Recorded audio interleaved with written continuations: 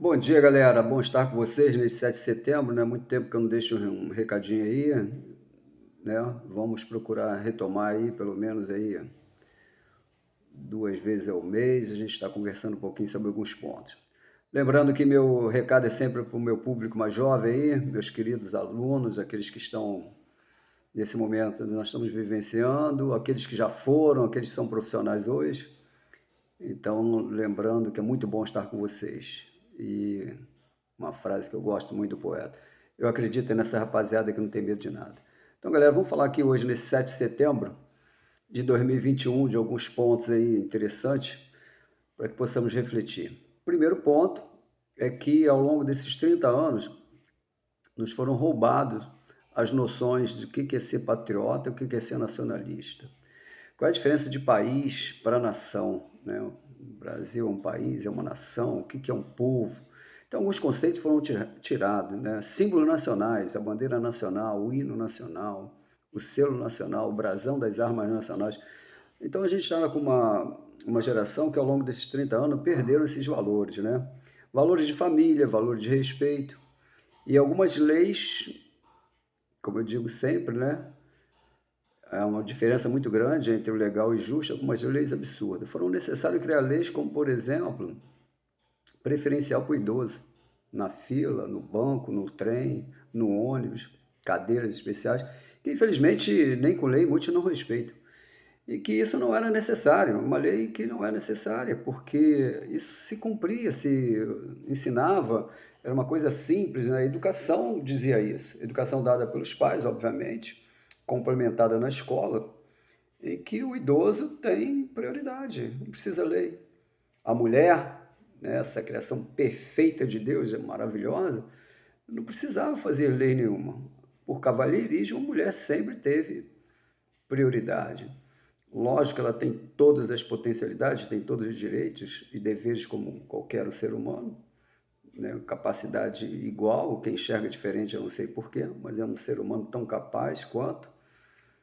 E essa criação perfeita de Deus foram criadas leis para proteger uma coisa que não era necessária. É uma coisa de educação, uma coisa de cavalheirismo. Então, alguns pontos aí que a gente precisa pensar nesse 7 de setembro, né? Por exemplo, ontem estava vendo o início de um jogo, Vasco e Avaí, e o hino nacional começou a tocar. Sabe o que aconteceu? O hino em pleno execução do hino nacional, somente o juiz e os bandeirinhas ficaram parados. Os outros dois times, Avaí e Vasco, ficaram lá treinando, pulando, jogando, não estão nem aí para o hino nacional. Mas por que não estão aí para o hino nacional? Porque eles não aprenderam. Coisa simples. Tocou o hino nacional, achou a bandeira nacional, separa onde está em uma posição de respeito.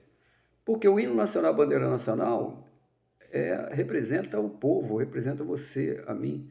Esse é um símbolo, por isso é um símbolo.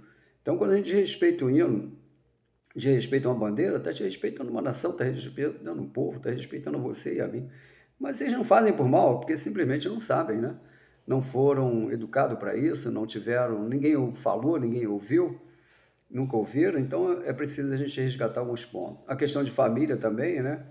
A união de homem e mulher, hoje tem vários conceitos sobre família, respeitando a posição de cada um, mas família é a união de homem e mulher, os filhos nascidos dessa união. Fora disso, pode ser qualquer outra coisa, mas a gente precisa questionar. Lembrando também que você está ouvindo esse vídeo aí, ou está vendo, lembre-se que cada história tem no mínimo dois pontos de vista, né? Veja os dois lados da moeda. Sem, nesse momento, está bem claro. Se tem aquele que é de esquerda, tem aquele que é de direita. Se tem aquele que é situação, tem aquele que é oposição. Para cada ponto, tem um contraponto. E cada ponto de vista é a vista de um ponto. Então você procure enxergar os dois lados da moeda, conhecer os dois pontos de vista, fazer boas escolhas. Foi isso que a gente sempre trabalhou, né? Isso aí eu sempre procurei mostrar para você.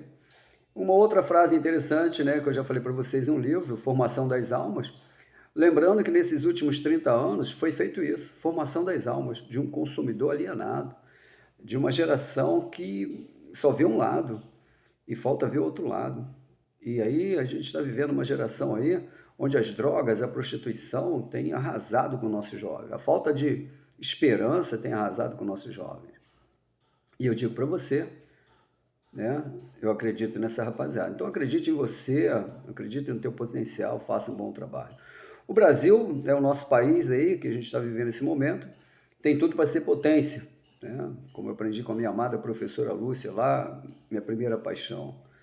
Naquela época, ela sempre disse que o Brasil seria um país do futuro, o Brasil seria um país do futuro. Pois bem, se passaram um século, né, entre o que ela falou e um pouquinho antes, e o Brasil não se tornou essa potência. Estamos no século XXI, nesse limiar de século XXI, e aí a gente tem aí o Brasil apontado como potência desse século, os chamados BRICS, né? Brasil, Rússia, Índia, China e África do Sul. Sim, apontado de novo como potência. O Brasil tem tudo para ser potente, mas precisamos fazer a nossa parte.